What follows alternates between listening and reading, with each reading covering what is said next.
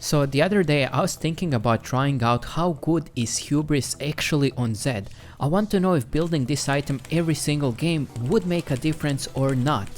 Will it make me climb more? Is it gonna be stronger and more fun to play? And how will my playstyle adapt to this item? So without further ado, let's get started and see if the item is actually good or is it a scam.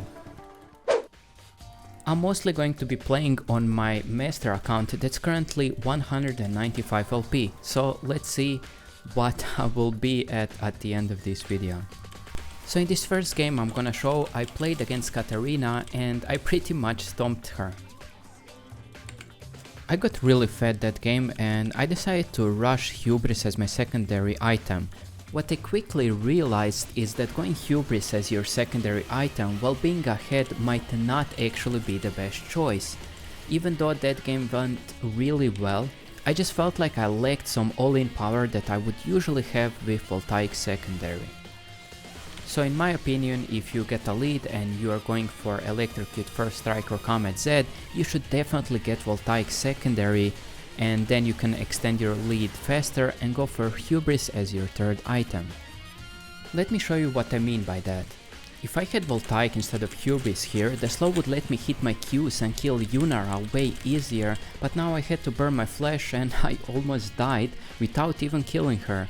So yeah, that's why I definitely think that going Voltaic secondary if you are that fed will allow you to make more aggressive plays and extend your lead further, which will help you get Hubris so much faster as your third item. On the second day, I loaded into a game where I played against Hui and I took Comet because you can seriously abuse that room page against him. Long story short, he didn't stand a chance. Those skills that I earned in the laning phase gave me a huge gold lead. I decided to use the knowledge that I gained the day before and to first build Eclipse into Voltaic. And it turned out to be such a great idea because I used Voltaic to give me so many free kills, which gave me a bigger lead. I mainly abused Voltaic on this poor Twitch. It's really hard to escape if you're solo farming and a ZED with Voltaic just comes onto you. Poor guy didn't even stand a chance. And with that money that I gained from killing Twitch, I could afford to get a fast third item, which was of course Hubris. And so the stacking began. What's nice about Hubris is that the first stack gives you 17 bonus AD, and I just got it by assisting this Shen in killing Irelia. As you can see, I could immediately use that bonus 17 AD that I got earlier to stop the enemy team from doing a sneaky Baron.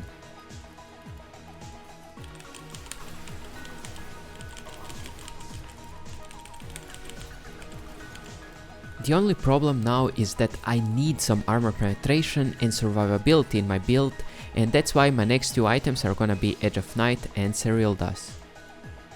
And yeah, on day 2 I definitely confirmed that getting Hubris as your third item against a fully squishy team is still a good fucking strategy.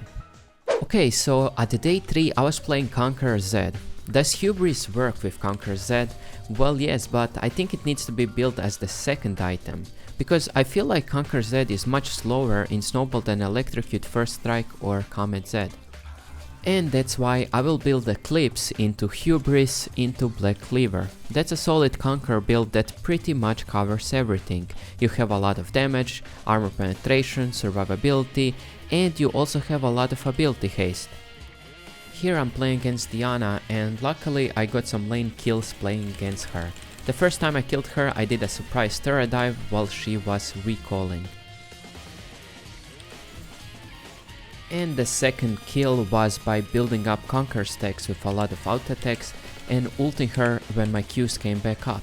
Since she's playing Electrocute, of course I won the extended trade at level 7.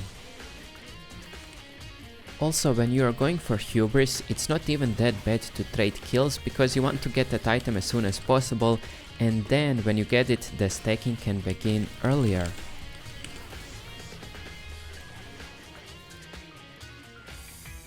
And so this game I got it pretty early, I must say, around the 17th minute of the game.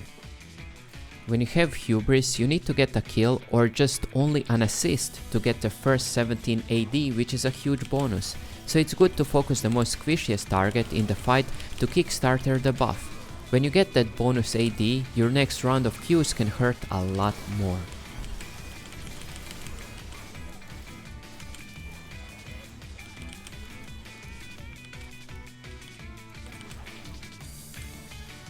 From that fight I earned 21 bonus AD, which actually helped me stop ZED from just brute force taking the second turret. This was close. In that game I realized that yes, Hubris works so fucking well with Conquer ZED. Dare I say that it works better than other runes? I don't know, but I know that this was ultra fun. It's just that you have so much AD when you have 12 Conquer stacks and when you have a lot of Hubris stacks. Look at this example. Here I first instantly kill Nami so I can get that 29 juicy Hubris stacks. Together with Conqueror stacks I just had so much AD with just 3 items. It's just so crazy to watch actually. Sadly I died here at the end, but Gragas managed to kill Lucian, which gave me the assist gold. We ended up winning the game shortly after, and I have to say that I fell low-key in love with Hubris Conquer ZED. But sadly, of course, you can't go for it every game, just games where Conquer ZED is viable. Okay, so at day 4 I realized how you can play Hubris ZED from behind. The game didn't start well for me because I died couple of times in the laning phase. When you are behind on ZED, I think you should skip Voltaic and build Hubris directly after Eclipse, because it would just take too long to build it as your third item.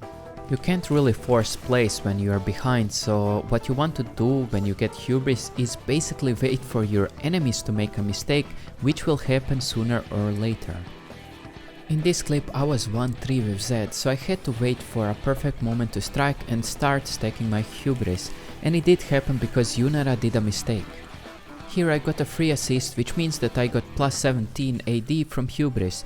Now it doesn't feel like I'm dead behind on ZED anymore, and I can still help my team secure the objective. So what I do is engage and completely distract the enemy team so that my team can finish Atakan. What is nice about that play is that I got a kill on Karma and wasted so much time from the enemy team because they tried to catch me. Before they knew it, my team secured the objective. So that's how you can still be useful when you are 1-3 on ZED. Hubris secondary from behind doesn't seem bad at all, and the good thing is that Hubris stacks are just gonna get higher as the game goes on.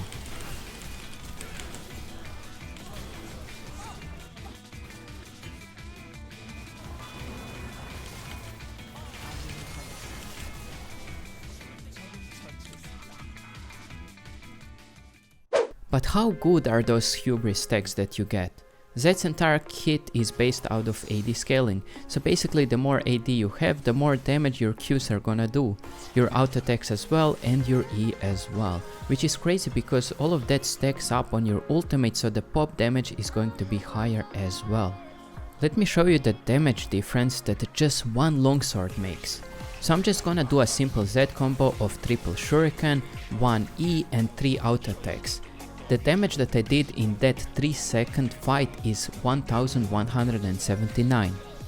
But if I buy one more longsword and do the same exact combo, I do 1258 damage in just a 3-second fight. And that's just one simple combo. Imagine the difference in an extended fight or a team fight. That's why Hubris stacks are so good on ZED. This next game I'm gonna show you was so chaotic, so I collected many Hubris stacks. When you have so many Hubris stacks, ZED feels a bit different. You can achieve things that you couldn't before do. Let me show you what I mean by that. In these later stages of the game we caught Eli off guard and I activated my Hubris stacks. Because of that I wanted to force another fight, so I engaged onto Swain. I didn't think the enemy team would group up so fast around him, so I panic ulted Karthus, but I sadly whiffed my Qs badly. But here is the catch: when you have 29 bonus AD and 12 stacks of Conqueror, you can still do so much damage in teamfights while throwing remote Qs. Your Qs hit pretty hard, and here Nami lost more than half of her HP. Since I don't have my ultimate, I play the fight pretty slow and just throw poke WE Qs, but look at this.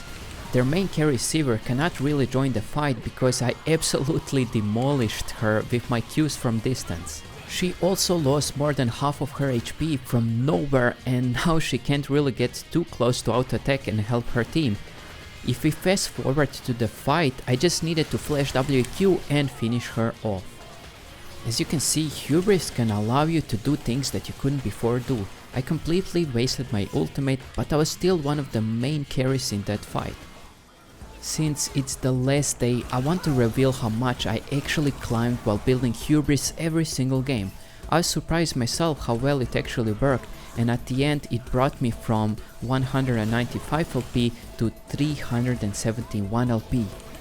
I would highly recommend you guys to try it out yourself and use what you learned from this video. I also updated my Excel spreadsheet with that build, which you can find on my Patreon if you're interested in learning more. Thank you so much for watching, and I will see you next time.